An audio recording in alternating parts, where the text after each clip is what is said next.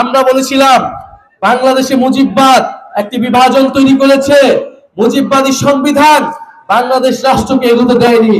কিন্তু সেই মুজিববাদী সংবিধান, সেই ৭২-এর সংবিধানকে টিকিয়ে রাখতে চাচ্ছে এখন বিএনপি। বিএনপি এখন চাঁদাবাজদের দল তৈরি হয়েছে, সন্ত্রাসদের দল তৈরি হয়েছে, মুজিববাদের নতুন পাহারাদার হিসেবে আবির্ভূত হয়েছে। ফলে চাঁদাবাজ এবং মুজিববাদের নতুন পাহারাদার এসেছে।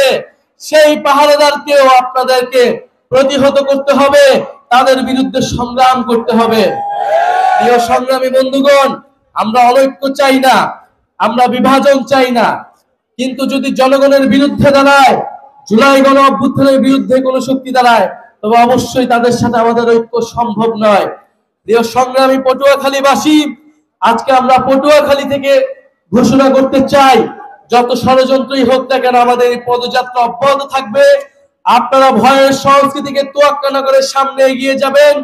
পটুয়াখালীতে আমাদের রয়েছে মুসা ভাই, আমাদের রয়েছে শাহিন ভাই, তারা আপনাদের পাশে দাঁড়িয়েছেন, আপনাদের কথা বলছেন।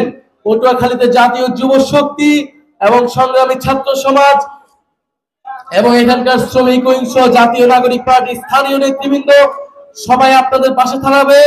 জাতীয় নাগরিক পার্টি ইনশাআল্লাহ আপনার অধিকারের পক্ষে, আপনার মর্যাদার পক্ষে কথা বলবে এবং পটুয়াখালীর পক্ষে কথা বলবে। ইনশাআল্লাহ আগামী দিনে আপনাদের সামনে আবারও দেখা হবে। এবং জুলাই ঘোষণাপত্র এবং জুলাই সনদ ৩ আগস্ট শহীদ মিনার থেকে আমরা আদায় করে ছাড়বো ইনশাআল্লাহ।